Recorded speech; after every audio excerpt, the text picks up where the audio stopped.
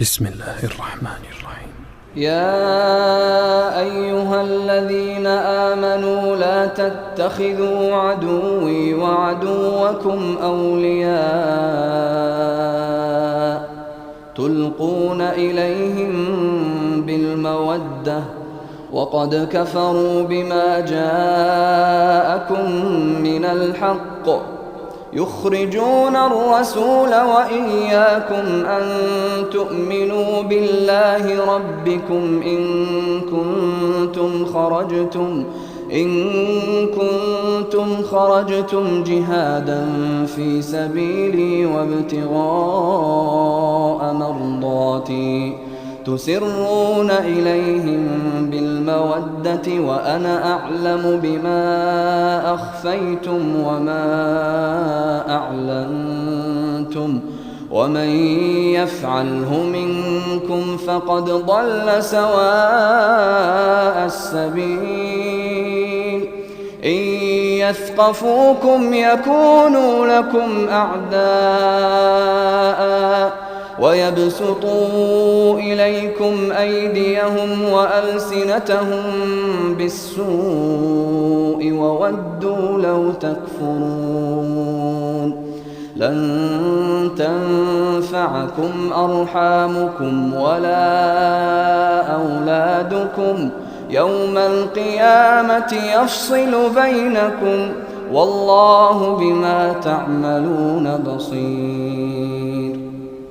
قد كانت لكم أسوة حسنة في إبراهيم والذين معه إذ قالوا لقومهم إنا براء منكم ومما تعبدون من دون الله كفرنا بكم وبدا بيننا وبينكم العداوة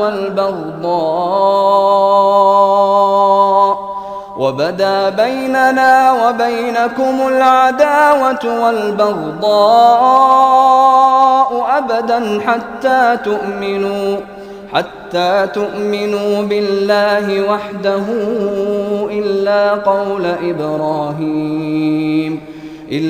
قول إبراهيم لأبيه لأستغفرن لك وما أملك لك من الله من شيء ربنا عليك توكلنا وإليك أنبنا وإليك المصير ربنا لا تجعلنا فتنة للذين كفروا واغفر لنا ربنا إنك أنت العزيز الحكيم.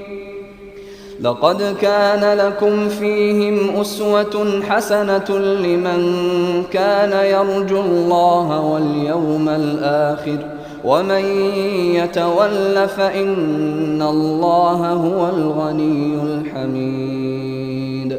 عسى الله أن يجعل بينكم وبين الذين عاديتم منهم مودة والله قدير والله غفور رحيم. لا ينهاكم الله عن الذين لم يقاتلوكم في الدين ولم يخرجوكم من دياركم أن تبروهم وتقسطوا إليهم إن الله يحب المقسطين. إنما ينهاكم الله عن الذين قاتلوكم في الدين وأخرجوكم من دياركم وظاهروا على إخراجكم أن تولوهم ومن يتولهم فأولئك هم الظالمون. يا أيها الذين آمنوا إذا جاءكم المؤمنات مهاجرات فامتحنوهن الله أعلم بإيمانهن فإن علمتموهن مؤمنات فلا ترجعوهن إلى الكفار لا هن حل لهم ولا هم يحلون لهم وآتوهم ما أنفقوا ولا جناح عليكم أن تنكحوهن إذا آتيتموهن أجورهن ولا تمسكوا بعصم الكوافر واسألوا ما أنفقتم وليسألوا ما أنفقوا ذلكم حكم الله يحكم بينكم والله عليم حكيم. وإن فاتكم شيء من أزواجكم إلى الكفار فعاقبتم فآتوا الذين ذهبت أزواجهم مثل ما أنفقوا واتقوا الله الذي أنتم به مؤمنون. يا أيها النبي إذا جاءك المؤمنات يبايعنك على أن لا يشركن بالله شيئا ولا يسرقن ولا يزنين ولا يقتلن أولادهن ولا يأتين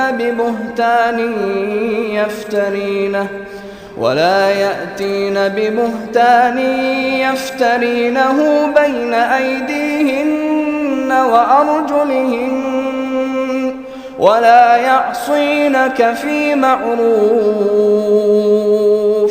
فبايعهن واستغفر لهن الله إن الله غفور رحيم. يا أيها الذين آمنوا لا تتولوا قوما